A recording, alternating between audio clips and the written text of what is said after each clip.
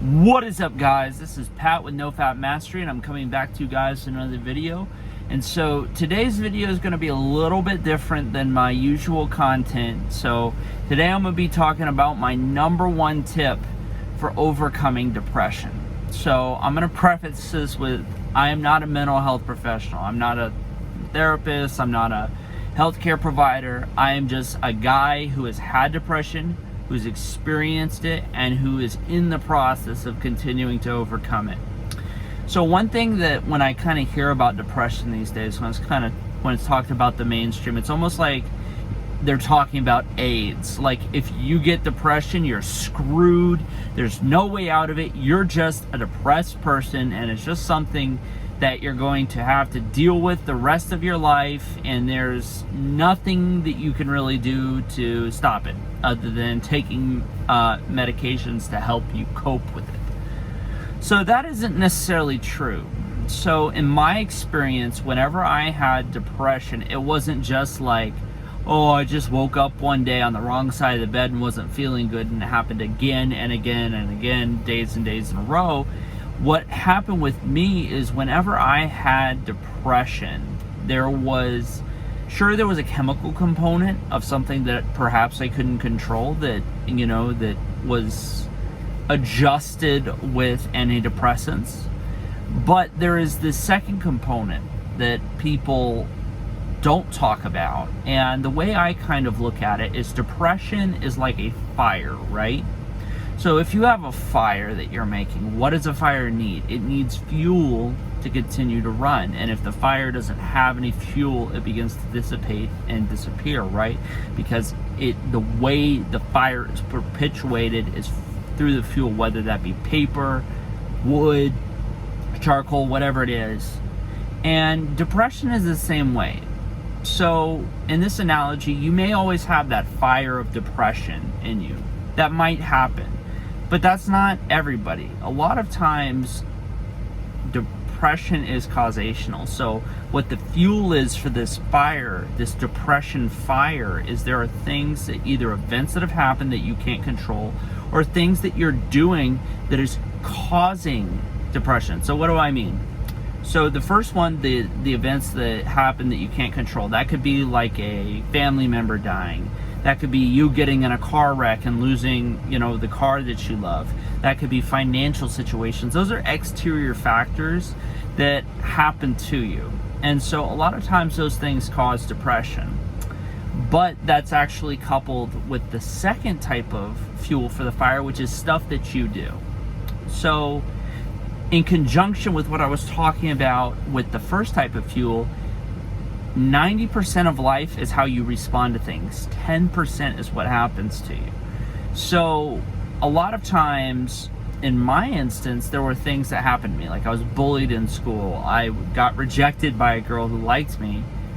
And I allowed that initial trigger for the depression to make me eat a lot of food and get overweight. It made me watch porn and play video games and isolate myself from other people and not form healthy relationships. So the second type of fuel is all of those things. Like, if you have been watching my channel for any length of time, you know that porn addiction, I talk about it, it causes depression because it's a high versus a low. And a lot of times, in my opinion and in my experience, what causes depression is that we get in this terrible type of loop where we have both fuels that are fueling the depression, right? So stuff that we don't like is happening to us, and it makes us mad, it gets us sad, it throws us off our game. But then the second component is that we deal with it in the wrong way. Instead of dealing with the problem or forgiving, forgetting, and moving on, depending on the issue, instead of dealing with it, what we do is we go get high. We go do things that make us feel good. We watch pornography. We play video games excessively. We eat too much food that's bad for us and gain a lot of weight. We don't do the things we're supposed to, like the working out in the gym, reading books, going to church. There are a lot of things that we need to do to help even out the depression, right? And so with dealing with the second form of fuel for the fire of depression, you know, which is those habits that we do. The way that, in my experience, that I've been able to get out of depression is I've started doing things that I need to do.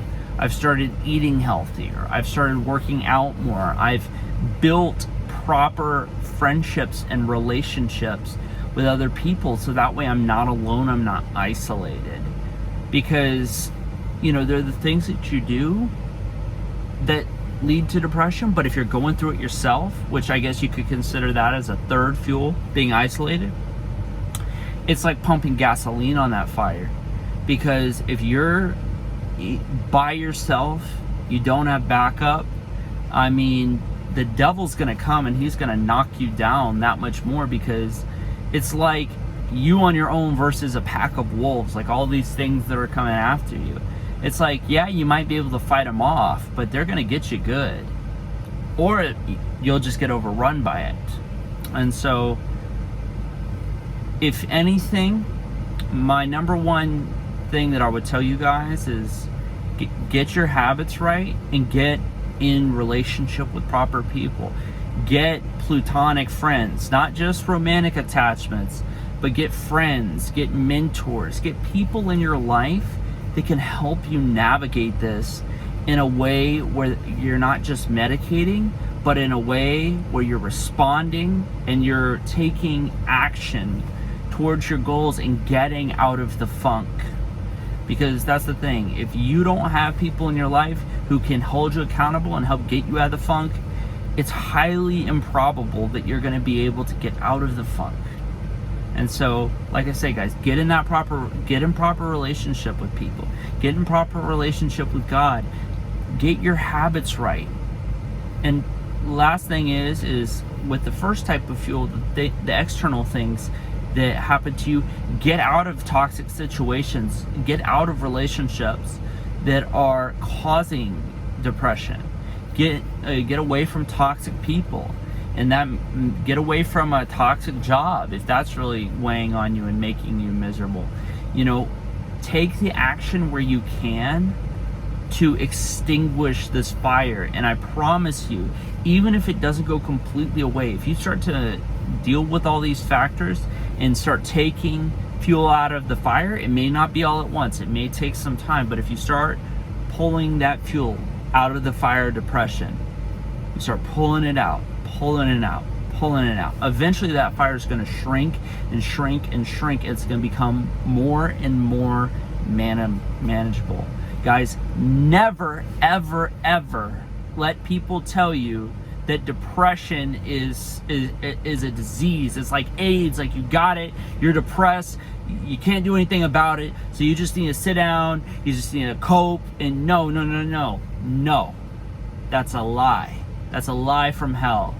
You have the ability to at least significantly diminish the things that are making you depressed, the things that are holding you down. But the way out is you gotta take action, you gotta set boundaries, guys.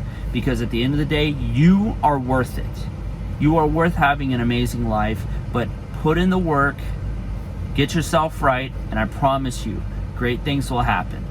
Thank you so much for liking the video, guys. If you like this video, give me one of these. Like, comment, subscribe, and I will see you guys in the next video. Happy Saturday.